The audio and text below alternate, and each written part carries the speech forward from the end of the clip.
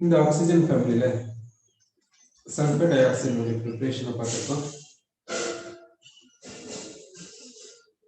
அடுத்து sulphur di oxide ப்ராப்பர்ட்டிஸ்ல அதுக்கு வந்து அசிடிக் நேச்சர் இருக்குது அப்படின்னு பார்த்துருக்கோம். Next sulphur dioxide reducing agent act ஆகும், அது மட்டும் இல்லாம ஆக்சிடைசிங் ஏஜென்ட்டாகவும் ஆக்ட் ஆகும். அந்த கெமிக்கல் ப்ராப்பர்ட்டிஸை பார்க்கலாம். இப்போ sulphur dioxide reducing agent act ஆகும், அந்த கெமிக்கல் ப்ராப்பர்ட்டிஸை பார்க்க போறோம். ரிடக்டன்ட் சல்ஃபர் டை ஆக்சைடு குளோரினோட சேர்ந்து இங்க கேட்டலிஸ்ட் என்ன கொடுக்குறோம்னா சார்கோல் கேட்டலிஸ்டா கொடுக்குறோம். என்ன ப்ரொடியூஸ் ஆகுதுன்னா சல்பூரைல் குளோரைட் ப்ரொடியூஸ் ஆகும். சல்ஃபர் டை ஆக்சைடு குளோரினோட சேர்ந்து சார்கோல் கேட்டலிஸ்ட் முன்னிலையில சல்பூரைல் குளோரைடு கொடுக்குது. இங்க சல்ஃபருக்கு +4 ஆக்சிடேஷன் நம்பர், இங்க சல்ஃபருக்கு +6 ஆக்சிடேஷன் நம்பர் அப்படி சொல்றோம்.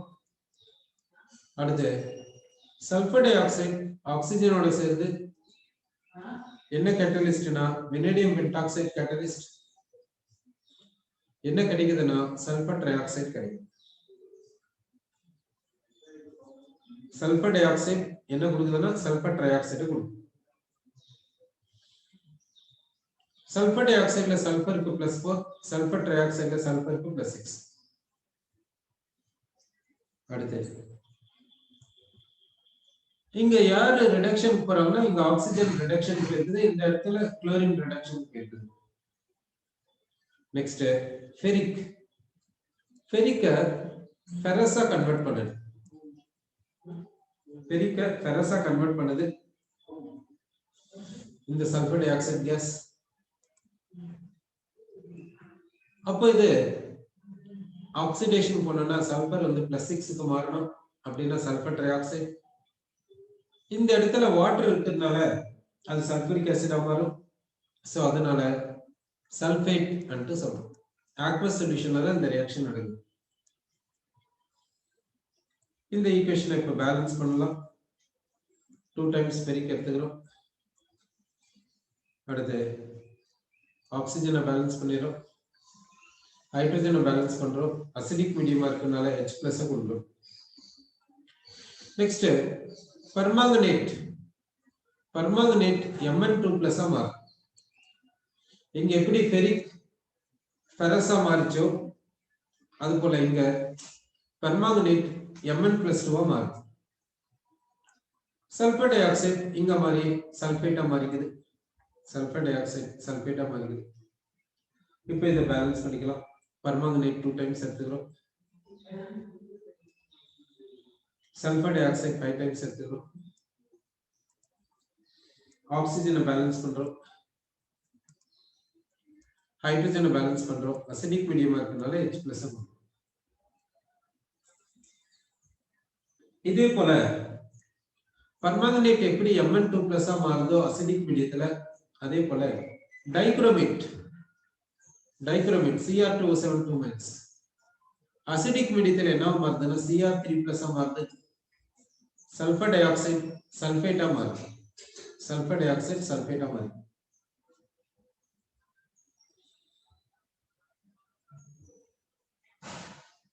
இப்போ டைக்ரோமேட்ல குரோமியம் 2 டைம்ஸ் இருக்குது, அதனால இங்க 2 எழுதிக்கிறோம். அடுத்து சல்ஃபர் டை ஆக்சைடு 3 டைம்ஸ் எழுதிக்கிறோம். அடுத்து இப்போ ஆக்சிஜனை பேலன்ஸ் பண்ணணும். இங்க 6 ஆக்சிஜன்ஸ், இங்க ஒரு 7, அப்ப 13 ஆக்சிஜன்ஸ் இருக்குது. இங்க பாத்தீங்கன்னா 12 ஆக்சிஜன்ஸ் இருக்குது, அப்போ ஒரு ஆக்சிஜன் கம்மியா இருக்குது, அப்போ ஒரு H2O. அடுத்து 2 ஹைட்ரஜன்ஸ், அதனால 2H+. Net charge equalise balance ஆகுதான்னு பார்த்துக்கலாம். இங்க -2, இங்க +2 அப்படின்னா 0, இங்க +6, இங்க -6, 0. ஓகே, நெட் சார்ஜ் பேலன்ஸ் ஆயிடுச்சு. இங்க என்ன இருக்குதுன்னா டைக்ரோமேட் Cr3+ மாறி இருக்குது. டைக்ரோமேட் வந்து Cr3+ மாறி இருக்குது இந்த இடத்துல. அடுத்து குப்ரிக் குப்ரஸா மாறும். குப்ரிக் வந்து குப்ரஸா மாறும். குப்ரஸ் எப்பவுமே டைமரிக் ஃபார்ம்ல தான் இருக்கும், அதனால டைமரிக் ஃபார்ம்ல இப்படி எழுதி இருக்கும். குப்ரஸ் சிம்பிள் சால்ட்டா இருக்கும்போது டைமரிக் ஃபார்ம்ல தான் இருக்கும். சோ அதனால Cu2 2+ ன்னு எழுதிருக்கோம். அடுத்து சல்பர் டை ஆக்சைடு என்ன ஆகுதுன்னா சல்பேட்டா மாறிக்குது. சல்பர் டை ஆக்சைடு சல்பேட்டா மாறிக்குது. இங்க காப்பர் 2 டைம்ஸ் எடுத்துக்கோங்க. இப்போ பேலன்ஸ் பண்ணனும். ஆக்ஸிஜன் வந்து இங்க 4 இருக்குது, இங்க 2 தான் இருக்குது. அப்ப 2 வாட்டர் மாலிக்யூல்ஸ். ஹைட்ரஜன் இங்க 4 இருக்குது. அசிடிக் மீடியமா இருக்கறனால 4 டைம்ஸ் H+ கொடுக்கும். இந்த குப்ரஸ் பாத்தீங்கன்னா ஜெனரலாவே வாட்டர்ல இன்சாலுபிளா தான் இருக்கும். வாட்டர்னாவே இன்சாலுபிளா தான் இருக்கும். அப்ப பிரெசிபிடேட் தான் போகும். குப்ரஸ் சிம்பிள் சால்ட்ஸ் வாட்டர்ல இன்சாலுபிளா தான் இருக்கும். சரி, இது போல இந்த ரியாக்ஷன் கொடுத்திருக்கோம். இங்க குப்ரிக் குளோரைடு எடுத்துக்கினா இங்க குப்ரஸ் குளோரைடு கிடைக்கும். இது வாட்டர்ல இன்சாலுபிளா இருக்கும். அதனால நமக்கு பிரெசிபிடேட் கிடைக்கும். இதனுடைய கலர் என்னன்னு பாத்தீங்கன்னா ஒயிட்டா இருக்கும். ஆனா இந்த குப்ரிக் பாத்தீங்கன்னா ப்ளூ கலர்ல இருக்கும். பேல் ப்ளூ என்று சொல்லுவோம். சோ இந்த கேஸ்ல வந்து சல்பர் டை ஆக்சைடு என்னவா ஆக்ட் ஆயிருக்குதுன்னா ரெடியூசிங் ஏஜென்ட் ஆக்ட் ஆயிருக்குதுன்னு சொல்றோம் இந்த கெமிக்கல் ரியாக்ஷன்ஸ்ல. அடுத்து சல்பர் டை ஆக்சைடு ப்ளீச்சிங் ஏஜென்ட்டா யூஸ் ஆகுது. எப்படி என்று பார்க்கலாம்.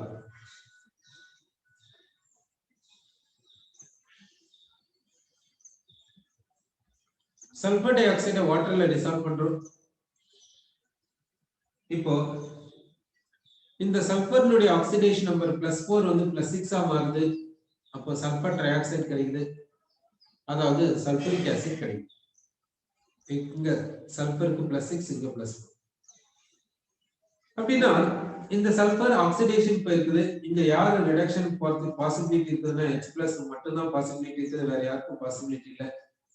அதனால நேசன்ட் ஹைட்ரஜன் கிடைக்குது 2 டைம்ஸ்.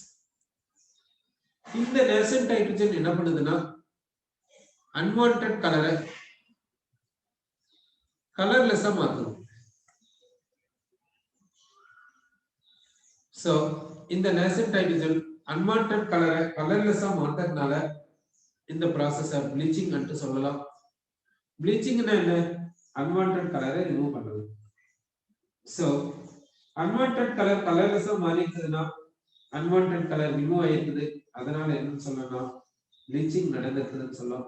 அப்ப இந்த சல்பர் டை ஆக்சைடை ப்ளீச்சிங் ஏஜென்ட்டா யூஸ் பண்ணலாம் என்று தெரியுது. இப்போ இந்த கலர்லெஸ் சப்ஸ்டன்ஸ் என்னன்னா இது எப்படி கிடைச்சிருக்குதுன்னா பை ரிடக்ஷன். அப்போ இது வந்து ரெடியூஸ்டு சப்ஸ்டன்ஸ், ரெடியூஸ்டு ப்ராடக்ட். இது அட்மாஸ்பியருக்கு ஏருக்கு எக்ஸ்போஸ் பண்ணும்போது என்ன ஆகுனாக்கா அந்த அட்மாஸ்பியர்ல இருக்கக்கூடிய ஆக்சிஜனால இது ஆக்சிடேஷன் போகும். அதனால மறுபடியும் கலரை கொடுத்துரும். சோ இந்த ப்ளீச்சிங் வந்து பர்மனன்ட் கிடையாது. இந்த ப்ளீச்சிங் என்னன்னு சொல்லணும்னா டெம்பரரி என்று சொல்றோம்.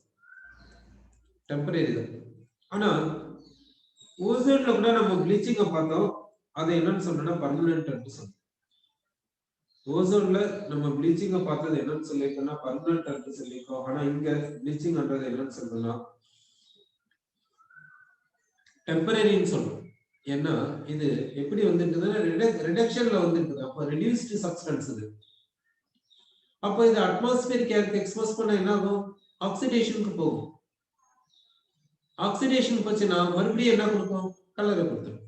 சோ தட் இந்த ப்ளீச்சிங் வந்து என்ன சொல்றோம்னா டெம்பரரி என்று சொல்றோம். அடுத்து இந்த sulphur dioxide reducing agent act ஆகுதுல்ல,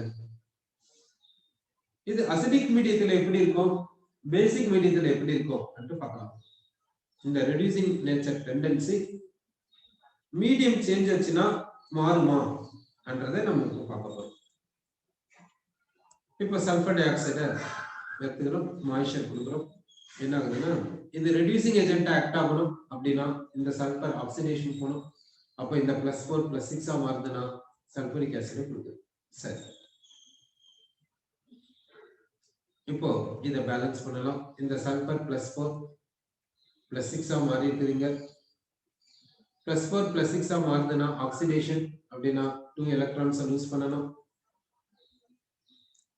இதை பேலன்ஸ் பண்றோம். இப்போ இங்க ஆக்சிஜன் 4 டைம்ஸ் இருக்குது, இங்க 2 + 1 3 டைம்ஸ் இருக்குது. அப்போ இன்னொரு ஆக்சிஜன் வேணும், அப்போ இன்னொரு வாட்டர் மாலிக்யூல் எடுத்துக்கோங்க. அப்போ ஹைட்ரஜன்ஸ் 2 டைம்ஸ் எடுத்துக்கோங்க. சோ இப்போ இந்த sulphur dioxide reducing agent act ஆகும்போது இதுதான் half reaction. Sulphur dioxide reducing agent act ஆகும்போது ஆஃப் ரியாக்ஷன் இப்படிதான். இப்போ எந்த மீடியத்துல இந்த ரெடியூசிங் ஏஜென்ட் டெண்டன்சி மாறும் என்று பார்க்கலாம். நீங்க அசிடிக் மீடியத்தை கொடுத்தீங்கன்னா இப்போ அசிடிக் மீடியம் எடுத்துக்கலாம். அசிடிக் மீடியம் எடுத்துக்கினா என்ன ஆகும்னாக்கா காமன் அயான் எஃபெக்ட் நடக்கும். காமன் அயான் எஃபெக்ட்னால பேக்வர்ட் ஃபேவர் ஆகும். அப்போ சல்பர் டை ஆக்சைடுடைய ரெடியூசிங் நேச்சர் குறையும். பேசிக் மீடியம் எடுத்துக்கினா இந்த பேஸ் இந்த H+ கன்சியூம் பண்ணும். அப்போ இதனுடைய கான்சன்ட்ரேஷன் டிக்ரீஸ் ஆகும். அப்ப ஈக்குலிபிரியத்துல ஃபார்வர்ட் ஃபேவர் ஆகும். ஃபார்வர்ட் ஃபேவர் ஆகுதுன்னா சல்பர் டை ஆக்சைடு இப்படி மாறுது. அப்போ சல்பர் டை ஆக்சைடுடைய ரெடியூசிங் நேச்சர் இன்க்ரீஸ் ஆகும். அப்போ சல்பர் டை ஆக்சைடுடைய ரெடியூசிங் நேச்சர் மீடியம் மாறுச்சுன்னா மாறுமா? மாறும். அல்காலி மீடியத்துல சல்பர் டை ஆக்சைடுடைய ரெடியூசிங் நேச்சர் அதிகமா இருக்கும். அசிடிக் மீடியத்துல சல்பர் டை ஆக்சைடுடைய ரெடியூசிங் நேச்சர் கம்மியா இருக்கும்னு தெரியும். அடுத்து சல்பர் டை ஆக்சைடு ஆக்சிடைசிங் ஏஜென்ட்டாவும் ஆக்ட் ஆகும். ஏன்னா இதனுடைய ஆக்சிடேஷன் நம்பர் மேக்ஸிமமா இல்ல, அதே டைம்ல மினிமமாவும் இல்ல, இன்டர்மீடியட்டா இருக்குது. சல்பர் டை ஆக்சைடுல சல்பர்னுடைய ஆக்சிடேஷன் நம்பர், அதனால இது ரிடக்டன்ட்டாவும் ஆக்ட் ஆகும் as well as ஆக்சிடென்ட்டாவும் ஆக்ட் ஆகும். இதுக்கான எக்ஸாம்பிள் எடுத்துக்கலாம். ஹைட்ரஜன் சல்பைடு எடுத்துக்கலாம், சல்பர் டை ஆக்சைடு எடுத்துக்கலாம். ரெண்டுத்தையும் மிக்ஸ் பண்ணலாம். என்ன ஆகுதுன்னா இந்த சல்பருக்கு -2 ஆக்சிடேஷன் நம்பர், இது ஆக்சிடேஷன் போயிட்டு சல்பர் பிரெசிபிடேட்டை கொடுக்குது. இந்த சல்பருக்கு ஆக்சிடேஷன் நம்பர் +4, இது ரிடக்ஷன் போயிட்டு சல்பரை கொடுக்குது. அடுத்து ஹைட்ரஜன் ஆக்சிஜன் சேர்ந்து வாட்டர் கொடுக்குது. இப்போ பாத்தீங்கன்னா இந்த சல்பரை 2 டைம்ஸ் எடுத்துக்கோங்க, இந்த சல்பர் 1 டைமே இருக்கட்டும். இப்போ சல்பர் ஆட்டம்ஸ் 3 டைம்ஸ் கிடைக்கும், வாட்டர் வந்து 2 டைம்ஸ் கிடைக்கும். இப்போ இங்க சல்பர் டை ஆக்சைடு ஆக்சிடைசிங் ஏஜென்ட்டா ஆக்ட் ஆயிருக்கு. அப்போ சல்பர் டை ஆக்சைடு என்னவா ஆக்ட் ஆகும்னா ரெடியூசிங் ஏஜென்ட் ஆக்ட் ஆகும், அதே டைம்ல ஆக்சிடைசிங் ஏஜென்ட்டாவும் ஆக்ட் ஆகும்னு தெரியுது. இப்போ சல்பர் டை ஆக்சைடுடைய யூசஸ் பார்க்கலாம். சல்பர் டை ஆக்சைடு பெட்ரோலியம் இண்டஸ்ட்ரியில ரீஃபைனிங் யூஸ் ஆகுது. பெட்ரோலியம் ரீஃபைனிங் எடுத்துன்னு போறதுக்கு ரீஃபைனிங் பண்றது பியூரிஃபை பண்றதுல சல்பர் டை ஆக்சைடு யூஸ் ஆகுதுன்னு சொல்றோம். அடுத்து சல்பர் டை ஆக்சைடு ப்ளீச்சிங்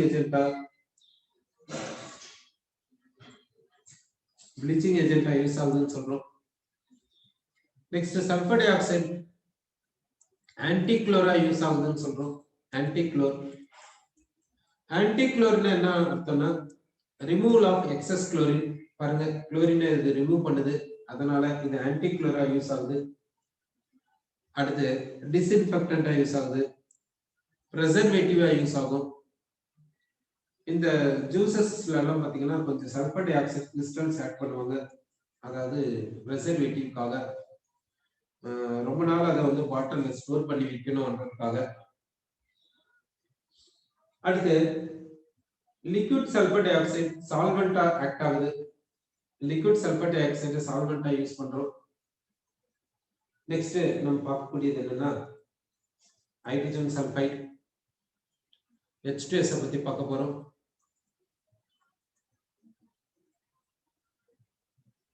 சல்பர்னுடைய அடுத்த காம்பவுண்ட் என்னன்னா ஹைட்ரஜன் சல்பைடு எடுத்துக்கலாம். இந்த ஹைட்ரஜன் சல்பைடை எப்படி ப்ரிப்பேர் பண்றது என்று பார்க்கலாம். ஹைட்ரஜன் சல்பைடை எப்படி லேப்ல ப்ரிப்பேர் பண்ணுவாங்கன்னா FeS ஸ்டிக்ஸ் எடுத்துக்கோங்க. இந்த ஸ்டிக்ஸ் எடுத்துக்கோங்க, இது சாலிடா இருக்கும். இந்த ஸ்டிக்ஸ்ல என்ன ஆட் பண்ணுவாங்கன்னா dilute sulphuric acid solution add பண்ணுவாங்க. ஆட் பண்ண என்ன ஆகுனாக்கா இந்த சல்பைடு H+ ஓட சேர்ந்து H2S கேஸை கொடுக்கும். இந்த ஃபெரஸ் சல்பேட்டோட சேர்ந்து ஃபெரஸ் சல்பேட்டா மாறிடும். சோ இப்போ என்ன கிடைக்குதுன்னா H2S கேஸ் கிடைக்குது. லேப்லயும் பாத்தீங்கன்னா ஸ்கூல் லேப்லயும் பாத்தீங்கன்னா H2S கேஸ் வேணும்னா இப்படிதான் ப்ரிப்பேர் பண்ணுவாங்க. அப்படி இல்லைன்னா ஒரு சொல்யூஷன் வச்சுட்டு இருப்பாங்க. அந்த சொல்யூஷனை எடுத்து சல்பரிக் ஆசிட் சொல்யூஷன், டைமில் சல்பரிக் ஆசிட் சொல்யூஷன்ல ஊத்திடுவாங்க. ஊத்திட்டு என்ன பண்ணுவாங்கன்னா அதை மிக்ஸ் பண்ணி ஒரு பீக்கர்ல வச்சிருவாங்க. இதை H2S பதிலா இதை ஊத்திக்கோங்க அப்படின்னு சொல்லுவாங்க. அதுல இருந்து நமக்கு சல்பைடு கிடைக்கும். அவ்வளவுதான், வேற ஒண்ணும் இல்லை. H2S கேஸ் கிடைக்கணும்னா என்ன செய்யணும்னா கிப்ஸ் apparatus மூலியமா ப்ரிப்பேர் பண்ணுவாங்க. ஸ்கூல் லேப்ல இருக்குமா இருக்காதுன்னு தெரியல. ஆனா ஹையர் கிளாஸஸ் போனீங்கன்னா இந்த கிப்ஸ் apparatus இருக்கும். இந்த கிப்ஸ் apparatus யூஸ் பண்ணி இந்த ஹைட்ரஜன் சல்பைட் கேஸை ப்ரிப்பேர் பண்ணுவாங்க. இந்த கிப்ஸ் apparatus பத்தி ஏற்கனவே சொல்லியிருக்கேன்னு நினைக்கிறேன். அப்படி சொல்லணும்னா சொல்லுங்க, மறுபடியும் சொல்றேன். நெக்ஸ்ட் இந்த ஹைட்ரஜன் சல்பைடு இதனுடைய ப்ராப்பர்ட்டிஸை பார்க்கலாம். இந்த ஹைட்ரஜன் சல்பைடுக்கு கலர் கிடையாது.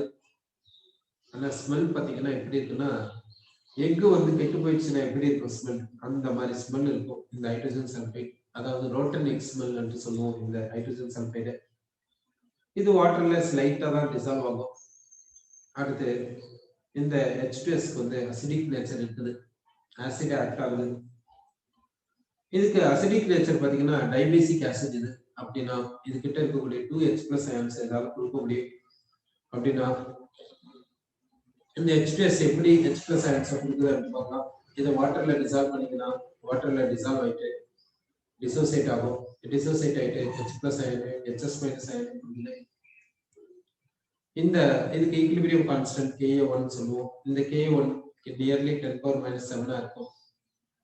அடுத்து இந்த HS- ஃபர்தரா டிசோசியேட் ஆகுது. ஃபர்தரா டிசோசியேட் ஆயிட்டு என்ன கொடுக்குதுன்னா H+ஐயும் சல்பைடையும் கொடுக்குது. இதுக்கு இந்த ஈக்விலிபிரியத்துக்கு Ka2ன்னு சொல்லுவோம். இது கிட்டத்தட்ட 10⁻⁻14 இருக்கும். இந்த வேல்யூ கான்ஸ்டன்டா இருக்கணும்னு கிடையாது. டெம்பரேச்சர் மாறிச்சுன்னா இந்த ஈக்விலிபிரியம் கான்ஸ்டன்ட் மாறிடும். ஸோ இந்த H2S என்னன்னு சொல்லணும்னா டைபேசிக் ஆசிட்னு சொல்றோம். டைபேசிக் ஆசிட்னு சொல்றதுனால இங்க 2 Ka வேல்யூஸ் கொடுத்துருக்கோம். Ka1 Ka2 கொடுத்துருக்கோம். இந்த Ka1 Ka2 என்ன சொல்லுதுன்னா இந்த H2S வீக் ஆசிட் என்று சொல்லுது. அடுத்து இந்த H2Sல சல்பருக்கு ஆக்சிடேஷன் நம்பர் பாத்தீங்கன்னா -2. -2னா லீஸ்ட் ஆக்சிடேஷன் நம்பர்ல சல்பர் இருக்குது. அப்போ இந்த சல்பர் ஆக்சிடேஷன் மட்டும்தான் போகுமே தவிர ரிடக்ஷனுக்கு போகாது. அப்போ ஆக்சிடேஷன் மட்டும் போதுன்னா இது ரெடியூசிங் ஏஜென்ட்டா மட்டும்தான் ஆக்ட் ஆகும். ஆக்சிடைசிங் ஏஜென்ட்டா இது ஆக்ட் ஆகாது. அப்போ இந்த ஹைட்ரஜன் சல்பைட் என்னன்னு சொன்னா இட் கேன் ஆக்ட் அஸ் ரிடக்டன்ட் என்று சொல்லலாம். இந்த ஹைட்ரஜன் சல்பைட் என்ன ஆக்ட் ஆகுதுன்னா ரிடக்டன்ட் ஆக்ட் ஆகுது என்று நம்ம சொல்றோம். சரி, எப்படி ரிடக்டன்ட் ஆக்ட் ஆகுதுன்னு பார்க்கலாம். இந்த H2S எடுத்துக்கலாம். இதோட ஹாலோஜன் ஆட் பண்ணலாம். ஹாலோஜன் ஆட் பண்ண என்ன ஆகுதுன்னா இந்த சல்பர் ஆக்சிடேஷன் போயிட்டு சல்பரா பிரெசிபிடேட் ஆகுது. இந்த ஹாலோஜன் ரிடக்ஷன் போயிடுச்சுன்னா ஹாலைடோ கொடுப்போம். ஹாலைடோ H+ HX கொடுக்குன்னு சொல்றோம். இந்த எக்ஸ் என்ற இடத்துல என்ன ஹாலோஜன் எடுத்துக்கலாம்னா புளூரின்ல இருந்து அயோடின் வரைக்கும் எடுத்துக்கலாம். புளூரின்ல இருந்து அயோடின் வரைக்கும் எடுத்துக்கலாம் எக்ஸ் என்ற இடத்துல. சோ அப்போ இந்த H2S என்ன பண்ணுதுன்னா ஹாலோஜனை ஹாலைடா மாத்துது. அடுத்து இது பெரிக்க ஃபெரஸா மாத்துது. பெரிக்க ஃபெரஸா மாத்துது. அந்த நேரத்துல இந்த H2S என்ன மாறுதுன்னா H2Sல இருக்கக்கூடிய சல்பைடு சல்பரா பிரெசிபிடேட் ஆகுது. ஃபெரஸை பெரிக்க 2 டைம்ஸ் எடுத்துக்கோங்க. சோ ஹைட்ரஜனை பேலன்ஸ் பண்றதுக்கு என்ன பண்றீங்க 2 டைம்ஸ் H+ எடுங்க. ஹைட்ரஜன் பேலன்ஸ் ஆகுது. அசிடிக் மீடியமா இருக்கிறதுனால தான் H+ கொடுத்துருக்கோம். அடுத்து இந்த சல்பர் டை ஆக்சைடை சல்பரா மாத்துது. ஹைட்ரஜன் சல்பைட் சல்பர் டை ஆக்சைடை சல்பரா மாத்துது. இந்த ரியாக்ஷன் ஏற்கனவே நம்ம டிஸ்கஸ் பண்ணியிருக்கோம். நெக்ஸ்ட் நைட்ரிக் ஆசிட NO2 மாத்துது. கான்சென்ட்ரேட்டட் நைட்ரிக் ஆசிட என்னவா மாத்துதுன்னா NO2 கேஸா மாத்துது. அப்போ ஹைட்ரஜன் சல்பைட்ல இருக்கக்கூடிய சல்பைடு சல்பரா பிரெசிபிடேட் ஆகுது. இப்போ இதை பேலன்ஸ் பண்ணலாம். நைட்ரிக் ஆசிட் எப்படி பேலன்ஸ் பண்ணிக்கோ ஹைட்ரஜனை பேலன்ஸ் பண்றோம், ஆக்சிஜனையும் பேலன்ஸ் பண்றோம்.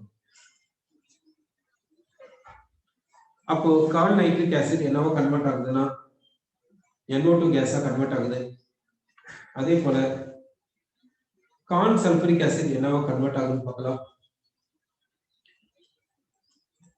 கார்ன் சல்பூரிக் ஆசிட் என்னவோ கன்வெர்ட் ஆகுதுன்னா சல்பர் டை ஆக்சைடா மாறும். கான்சென்ட்ரேட்டட் சல்பூரிக் ஆசிட் சல்பர் டை ஆக்சைடா மாறுது. அப்போ இந்த H2Sல இருக்கக்கூடிய சல்பர் என்னவா மாறுதுன்னா சல்பரா பிரெசிபிடேட் ஆகுது. நெக்ஸ்ட் ஆக்சிஜனை பேலன்ஸ் பண்ணலாம். ஆக்சிஜனை பேலன்ஸ் பண்ணிருக்கோம். ஹைட்ரஜன் ஆட்டோமேட்டிக்கா பேலன்ஸ் ஆயிருக்குது. சோ இந்த H2S என்ன பண்ணுதுன்னா கார்ன் சல்பூரிக் ஆசிட் சல்பர் டை ஆக்சைடா மாத்திருக்குதுங்க. அடுத்து பர்மாங்கனேட் என்னவா மாறுதுன்னா Mn2+ மாறுது H2S னால. இப்போ இதை பேலன்ஸ் பண்ணலாம். பர்மாங்கனேட் ஒன் டைம் மாறுதுன்னா 5 எலக்ட்ரான்ஸ். இந்த H2S வந்து என்னவா மாறுதுன்னா சல்பரா பிரெசிபிடேட் ஆகும். அப்போ கிராஸ் மல்டிப்ளை பண்ற மாதிரி வரும். ஸோ பர்மாங்கனேட் 2 டைம்ஸ் எடுத்துக்கோங்க. சல்பைட 5 டைம்ஸ் எடுத்துக்கோங்க. அடுத்து ஆக்சிஜனை பேலன்ஸ் பண்ணலாம். அங்க 8 ஆக்சிஜன்ஸ் இருக்குது. அதனால 8 வாட்டர் மாலிகூல்ஸ் எழுதிக்கலாம். ஹைட்ரஜன்ஸ் இங்க 8H2, இங்க 5H2 இருக்குது. அப்ப ரிமைனிங் 3H2 பதிலா 6H+ எடுத்துக்கோங்க. சோ இது போல ரியாக்ஷன் எழுதிருக்கோம். அடுத்து டைகுரோமேட் என்னவா கன்வெர்ட் பண்ணுதுன்னா Cr3+ கன்வெர்ட் பண்ணுது ஹைட்ரஜன் சல்பைட். அப்போ ஹைட்ரஜன் சல்பைட்ல இருக்கக்கூடிய சல்பரா பிரெசிபிடேட் ஆகுது. இப்போ இதை பேலன்ஸ் பண்ணலாம். இங்க +6 வந்து +3 மாறுது. அந்த குரோமியம் 2 எழுதிக்கோங்க. அப்போ 2 குரோமியம் பண்ணும்போது 6 எலக்ட்ரான்ஸ் கெயின் ஆயிருக்குது. அப்போ இங்க 3 டைம்ஸ் எடுத்துக்கலாம். ஏன்னா 6 எலக்ட்ரான்ஸ் லாஸ் ஆகும். ஹைட்ரஜன்ஸ் பாத்தீங்கன்னா இங்க 6 ஹைட்ரஜன்ஸ் இருக்குது. அதுக்கு முன்ன ஆக்சிஜனை பேலன்ஸ் பண்ணிடலாம். 7 ஆக்சிஜன்ஸ். அப்போ 7 வாட்டர் மாலிகூல்ஸ். ஹைட்ரஜன்ஸ் வந்து 7H2, இங்க 3H2 போச்சுன்னா ரிமைனிங் 4H2, therefore 8H+. இது போல டைகுரோமேட் வந்து Cr3+ கன்வெர்ட் ஆயிருக்குதுன்னு சொல்றோம். சோ அப்படின்னா இந்த ஹைட்ரஜன் சல்பைட் இங்க என்னவா ஆக்ட் ஆயிருக்குதுன்னாக்கா ரெடியூசிங் ஏஜென்ட் ஆக்ட் ஆயிருக்குது. ரெடியூசிங் ஏஜென்ட் ஆக்ட் ஆயிருக்கிறதுனால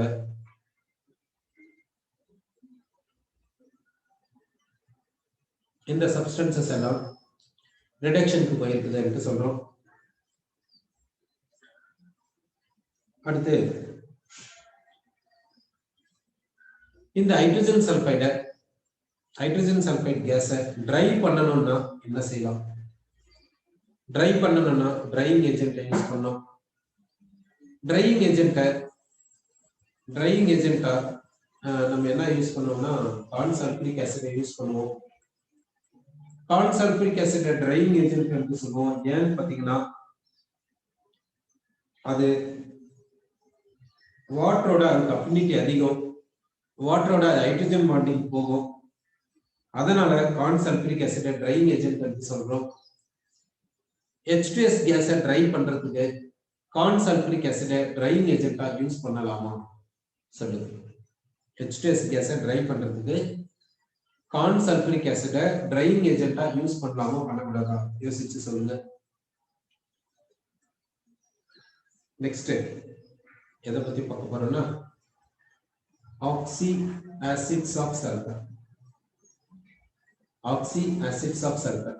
அப்படி இல்லைன்னா ஆக்சோ ஆசிட்ஸ் ஆஃப் சல்பர் என்று சொல்றோம். Oxo acids of sulphur. So நம்ம இப்ப பார்க்கக்கூடியது என்னன்னா சல்பர்னுடைய நெக்ஸ்ட் காம்பவுண்ட் என்னன்னா oxo acids of sulphur and oxy acids of sulphur. இதை பத்தி நம்ம பார்க்கலாம். இந்த இதுல எப்படி பார்க்கணும்னா ஒண்ணு வந்து சல்பூரஸ் ஆசிட் எடுத்துக்கிறோம். சல்பூரஸ் ஆசிட் அதுக்கு என்ன ஃபார்முலா H2SO3. இது எப்படி கிடைக்குதுன்னா சல்பர் டை ஆக்சைடை நீங்க வாட்டர்ல டிசால்வ் பண்ணீங்கன்னா இந்த சல்பூரஸ் ஆசிட் கிடைக்கும். இந்த சல்பூரஸ் ஆசிட்ல இந்த ஒரு ஆக்சிஜனை ரிமூவ் பண்ணுங்க, ஒரு சல்பரை ஆட் பண்ணுங்க. உங்களுக்கு கிடைக்கக்கூடியது என்னன்னா H2S2O2. இதுக்கு பேர் என்னன்னா ஒரு சல்பரை ஆட் பண்ணனால தயோன்றதை இன்க்ளூட் பண்றோம், தயோ சல்பூரஸ் ஆசிட் என்று சொல்றோம். தயோ சல்பூரஸ் ஆசிட் என்று சொல்றோம். அப்போ சல்பர் டை ஆக்சைடை வாட்டர்ல பாஸ் பண்ணா நமக்கு கிடைக்கக்கூடிய ஆசிட் பேரு சல்பூரஸ் ஆசிட். அதுக்கு ஃபார்முலா H2SO3. இதுல இருந்து ஒரு ஆக்சிஜனை ரிமூவ் பண்றீங்க, ஒரு சல்பர் ஆட் பண்றீங்க, என்ன கிடைக்குதுன்னா H2S2O2 கிடைக்குது. இதுக்கு பேர் என்னன்னா தயோ சல்பூரஸ் ஆசிட். நெக்ஸ்ட் என்ன செய்யணும்னா இதை டபுள் பண்ணலாம், இதுல இருந்து ஒரு வாட்டர் ரிமூவ் பண்ணலாம். இப்ப நமக்கு கிடைக்கக்கூடியது என்னன்னாக்கா பைரோ சல்பூரஸ் ஆசிட்.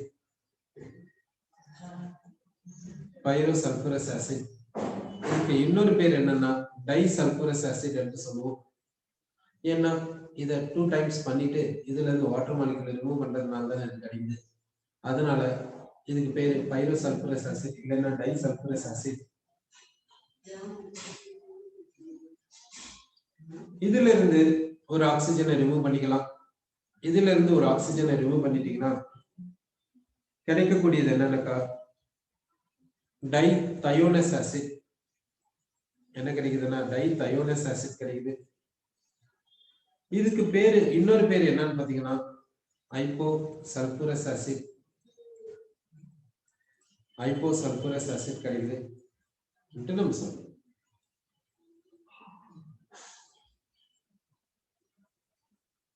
நெக்ஸ்ட் இப்ப இங்க பாத்தீங்கன்னா இந்த இது எல்லாத்தையும் நம்ம என்னன்னு சொல்றோம்னாக்கா சல்பூரஸ் ஆசிட் சீரிஸ். இது எல்லாத்தையும் நம்ம என்னன்னு சொல்றோம்னா சல்பூரஸ் ஆசிட் சீரிஸ் நம்ம சொல்றோம். இது எல்லாத்தையும் என்னன்னு சொல்றோம்னா சல்பூரஸ் ஆசிட் சீரிஸ் நம்ம சொல்றோம்.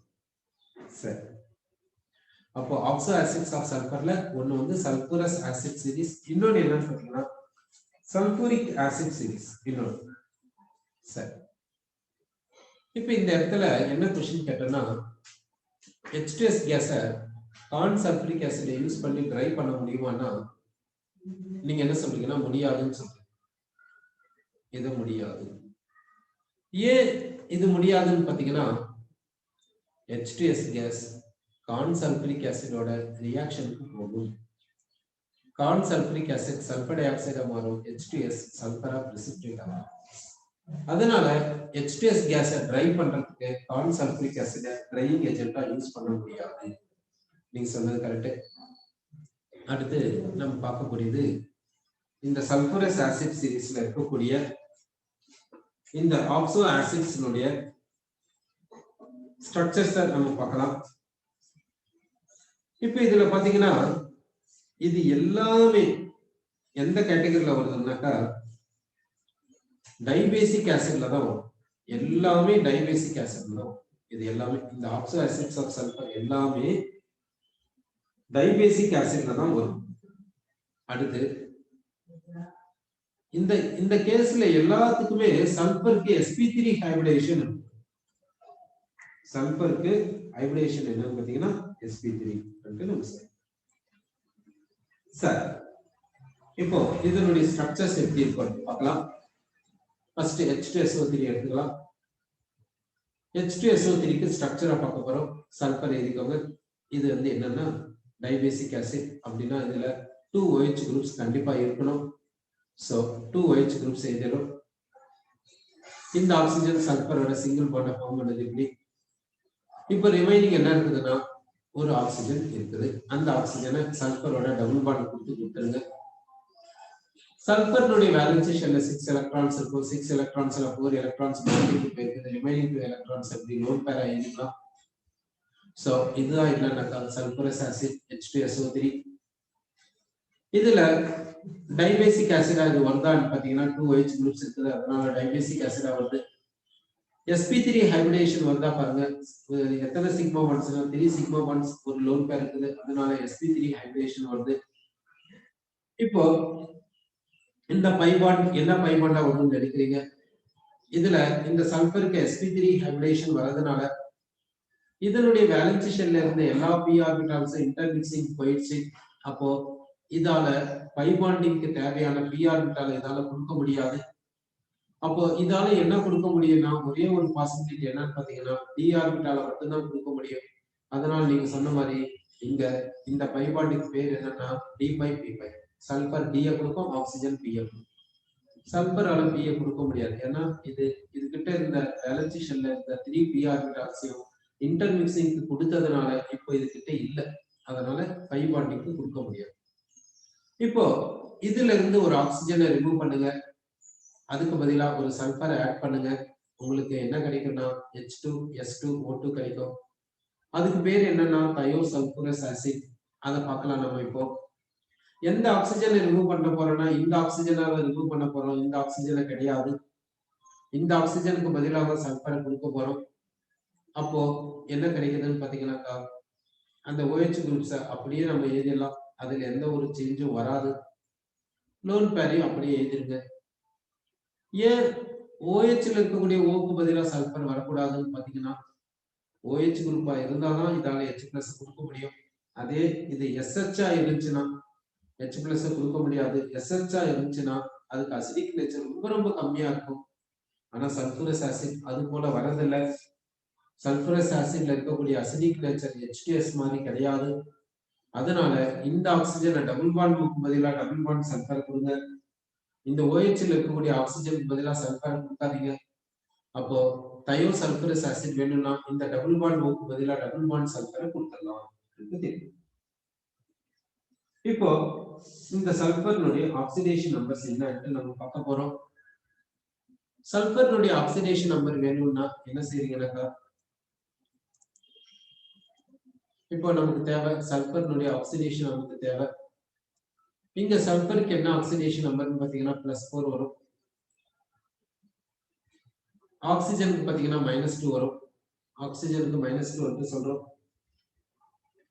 இப்ப அதே மாதிரி இந்த சல்பருக்கு +4, இந்த சல்பருக்கு -2. ஏன்னா ஆக்சிஜன் பதிலாக தான் சல்பர் கொடுத்திருக்கோம். Average oxidation number of sulphur average பாத்தீங்கன்னா என்ன வரும்னு பாத்தீங்கன்னாக்கா இங்க இது +4 இதுக்கு -2. அப்போ டோட்டலா பாத்தீங்கன்னா +2. அதை 2 ஆல டிவைட் பண்ணா +1. அதனால ஆவரேஜ் ஆக்சிடேஷன் நம்பர் என்ன வருதுனாக்கா இது போல வருது.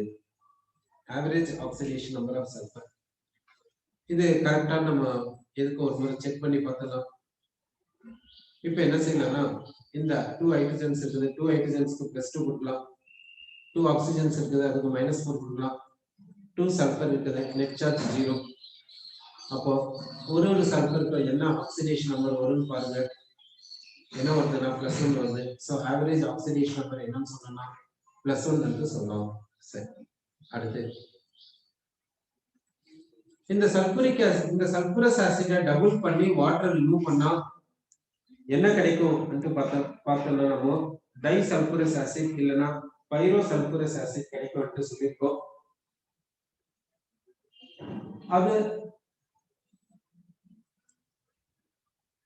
அதை எப்படி ப்ரிப்பேர் பண்ணலாம்னு பார்க்கலாம். இப்போ என்ன எடுத்துக்கலாம்னா இதை 2 டைம்ஸ் எடுத்துக்கலாம்.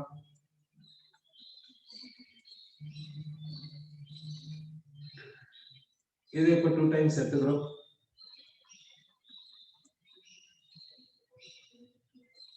H2SO3 எடுத்தாச்சு. இன்னொரு H2SO3 எடுத்துக்கலாம்.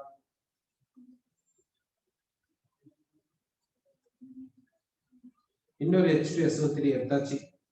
2 டைம்ஸ் எடுத்துட்டோம்.